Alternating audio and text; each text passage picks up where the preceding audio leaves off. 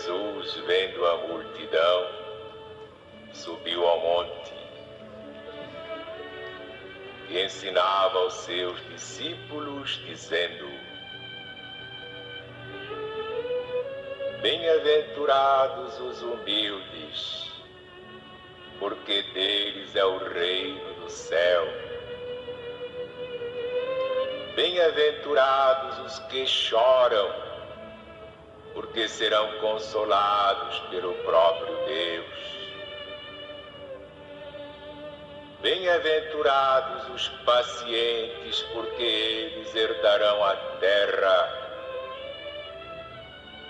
Bem-aventurados os que têm fome e sede de justiça, porque terão o amparo da justiça divina. Bem-aventurados os misericordiosos, porque eles alcançarão misericórdia. Bem-aventurados os limpos de coração, porque eles verão Deus face a face. Bem-aventurados os pacificadores, porque serão chamados filhos de Deus. Bem-aventurados os que são perseguidos por causa da verdade, porque deles é o reino do céu. Bem-aventurados sois vós, quando vos perseguem, quando vos injuriam, e mentindo fazem todo o mal contra vós por minha causa. Exultai e alegrai-vos, porque é grande o vosso galardão no céu.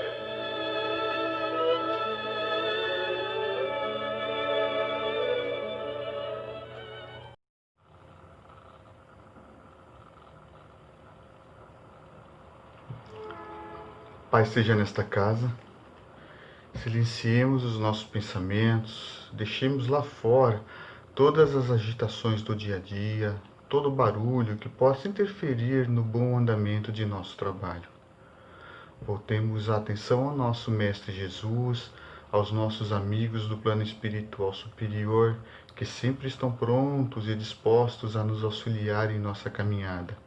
Amigos a quem nós agradecemos de coração esse auxílio e também a oportunidade de trabalho que nos é ofertada.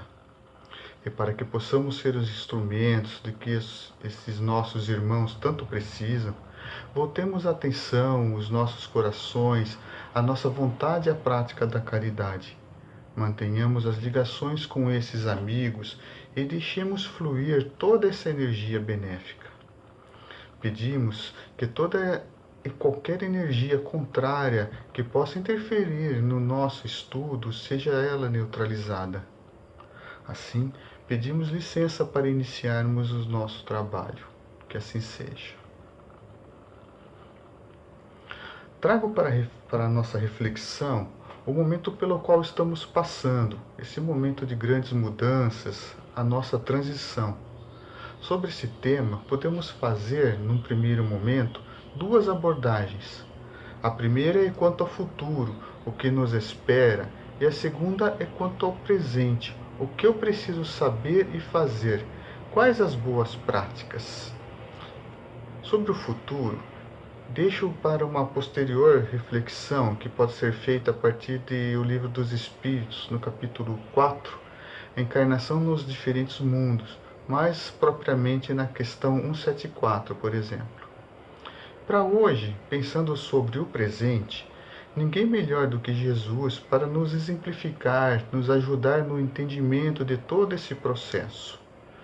O evangelista Mateus, no capítulo 13, do versículo 24 ao versículo 30, vem narrar a parábola do trigo e do joio.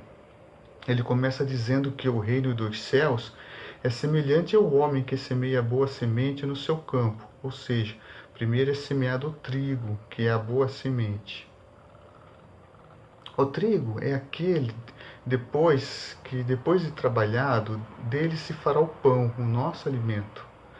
Mas dormindo os homens, veio seu inimigo e semeou joio no meio do trigo e retirou-se. E quando a erva cresceu e frutificou, apareceu também o joio. O joio é uma planta muito parecida com o trigo, mas que só vamos conseguir com maior clareza notar as suas diferenças depois de crescidas. A reação dos homens foi imediata, foi a de fazer a retirada desse joio, logo no começo da sua germinação, e foram então falar com o seu Senhor, Senhor que para o nosso entendimento é a representação de Deus. Eis que o Senhor lhes recomendou que deixassem crescer ambas as ervas, e que ao final, quando chegasse o tempo da ceifa, aí então eles fariam a retirada do joio, que seriam queimados, mas que o trigo seria ajuntado em seu celeiro.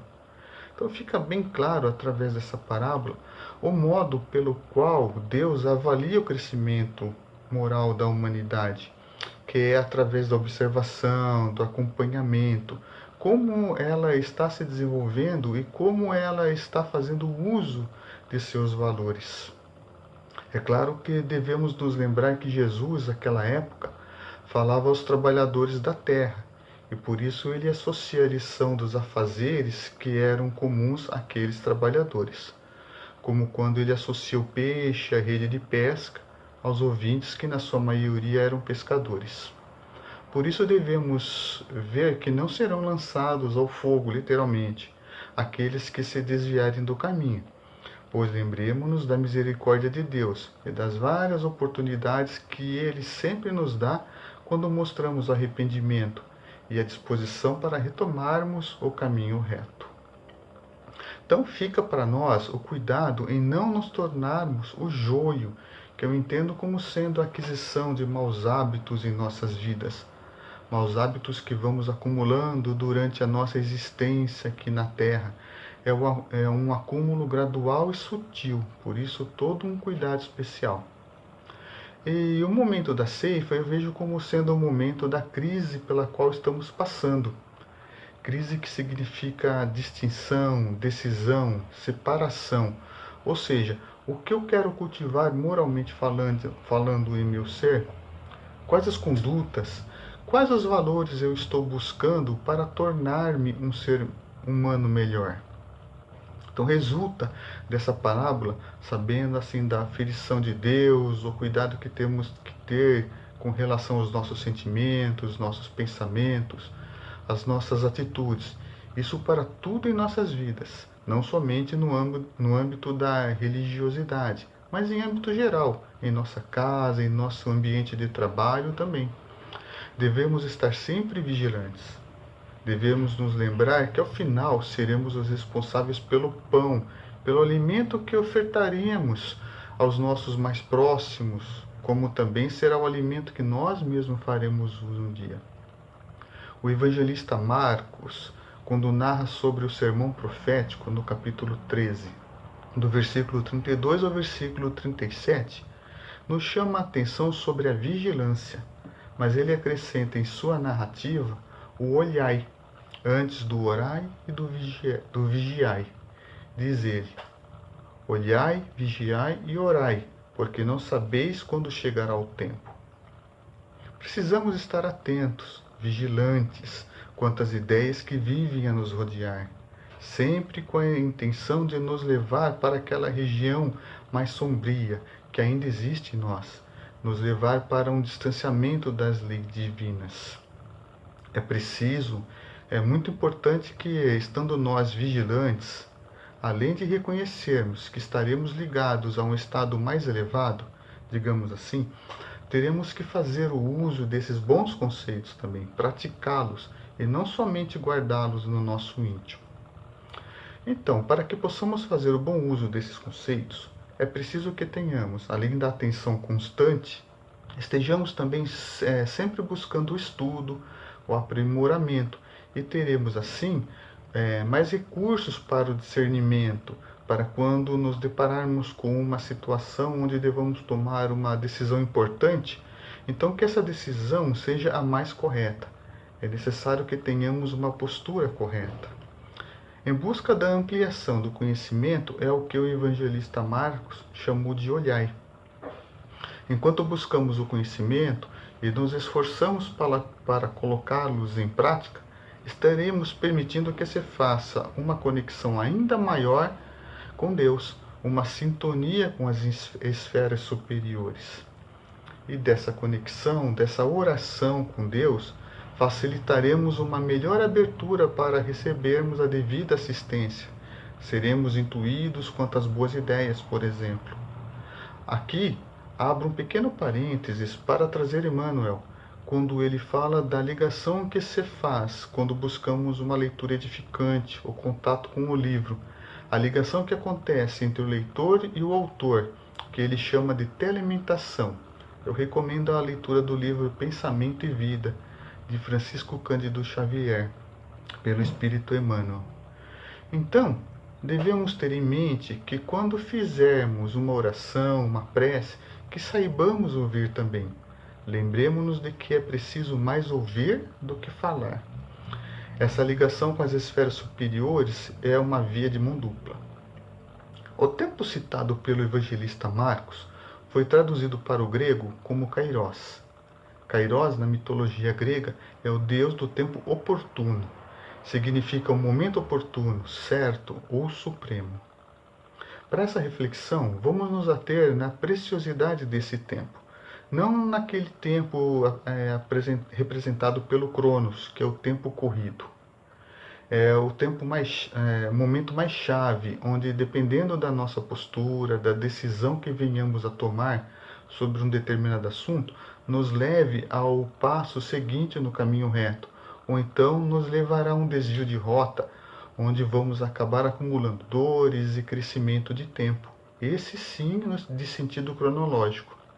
E assim é, até que venhamos a cair em si e tomemos a decisão de retornar ao caminho reto. É o momento onde a nossa atenção quanto ao olhar, o vigiar e o orar irá fazer toda uma diferença.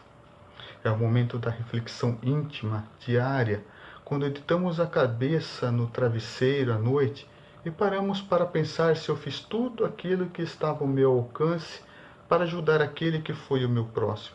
Ou então, se fiz algo que não gostaria que alguém fizesse comigo. Então, o que temos acumulado em nossa bagagem? Apenas bens materiais, que, como bem sabemos, não levaremos conosco quando aqui tivermos concluído essa nossa tarefa? Ou bens morais, as boas atitudes, a boa vivência, a procura constante em se manter no caminho reto, a prática do amor e da caridade? Muito tenho ouvido, mas é difícil. Mas em tudo na vida vamos encontrar um certo grau de dificuldade. Dificuldade essa que tão logo esse desafio seja superado, ela se dilui, se apaga. Vamos nos lembrar da dificuldade que foi em aprender a andar de bicicleta, né? Quantos tombos, da dificuldade em aprender as primeiras letras, as primeiras continhas, a tabuada, da dificuldade que era emprestar o seu brinquedo predileto, ou de dividir o material escolar ao seu coleguinha que esqueceu dele. E assim é para tudo. Ao final teremos acumulado o conhecimento. Podemos pensar então que existem vários tipos, vários graus de dificuldade. Ouço também muito falar nos 4 tipos básicos de homens. Homens aqui no sentido de ser humano, de humanidade. Se é que posso falar sobre esse assunto, uma vez que não sou especialista na área. Mas seriam eles: os homens que são indiferentes a tudo, que não se pronunciam a nada, religiosidade, por exemplo. Para eles não lhes interessa a existência de um Deus. Os homens que já possuem um pequeno grau de interesse, mas que ainda não impõem a sua opinião. Esses se deixam levar pela maioria, é o chamado efeito manada. Para onde a maioria for, é para lá que eu também irei. Existem os discípulos, ou os alunos, que são aqueles que, já tendo a sua opinião, vão em busca de maiores bases para a consolidação de seu ponto de vista, já demonstram um maior interesse. E por fim, existem os apóstolos, que já tendo uma base mais sólida, já conseguem passar para os seus discípulos algum conhecimento, mesmo ele próprio estando em busca de mais conhecimento, aprendizado e compreensão das coisas. A evolução é uma constante busca pela compreensão, pelo conhecimento. E são essas dificuldades que nos impulsionam para a frente. Aí então vem a pergunta: mas será que existe uma forma onde eu consiga minimizar essas dificuldades? O evangelista Mateus, no capítulo 11, nos versículos 28, 29 e 30, narra assim: O jugo leve. Vinde a mim, todos vós que sofreis e que estáis sobrecarregados, e eu vos aliviarei. Tomai meu jugo sobre vós e aprendei de mim, que sou brando e humilde de coração. Encontrareis o repouso de vossas almas, porque o meu jugo é suave e meu fardo é leve. Num contexto geral, jugo é uma peça de madeira colocada sobre os animais, utilizada para a condução, para o direcionamento desses.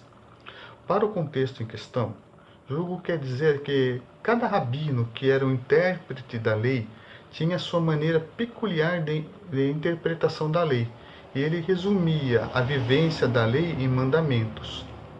O conjunto de preceitos de um rabino recebia o nome de jugo do rabino. Então, cada rabino apresentava a sua disciplina aos seus discípulos. Alguns rabinos tinham lá mais de 600 mandamentos, outros tinham 10. Jesus, ele nos apresenta 2 mandamentos, ou seja, ele nos oferece um meio mais suave de seguirmos no caminho reto. Esse é o jugo de Jesus. E quais são esses 2 mandamentos? Amareis o Senhor vosso Deus de todo o vosso coração, de toda a vossa alma e de todo o vosso espírito. É o maior e primeiro mandamento. Eis o segundo, que é semelhante àquele: Amareis vosso próximo como a vós mesmo. Toda a lei e os profetas estão contidos nesses 2 mandamentos. Aí está, meus amigos, a forma de minimizarmos essas dificuldades: o amor. Que essa reflexão de hoje tenha aguçado o interesse pela busca, pelo conhecimento, seja para aqueles que vão dar os primeiros passos, como para aqueles que já iniciaram suas reflexões, suas caminhadas no Evangelho. Lembremos-nos que o Evangelho do Cristo nos oferece inúmeros pontos de partida para as mais variadas reflexões. Assim, agradeço ao nosso Mestre Jesus pelos conhecimentos que Ele nos apresenta, Ele que é o nosso guia e modelo. Agradeço aos bons espíritos pela constante presença em nossas vidas, pelo constante apoio quando nos auxiliam, nos intuem os bons pensamentos. Pedimos, Senhor, que a vossa luz, que recai sobre todos nós, ilumine as mentes de todos aqueles que ainda relutam em ver e praticar os seus mandamentos, que ainda estão sentados à beira do caminho. Que essa luz amplie ainda mais os horizontes daqueles que já se acham no caminho reto e estão se esforçando em suas caminhadas, doando tudo de si pelo seu irmão. Obrigado, Senhor, pelo bem espiritual que acabamos de receber. Que toda essa energia chegue também a todos aqueles que estão ligados a nós, seja pelo pensamento, em nossas preces, seja pelos endereços depositados na caixa de vibrações em nossa seara. E assim, pedimos licença para encerrarmos os trabalhos de hoje. Fiquem todos com Jesus. Que assim seja.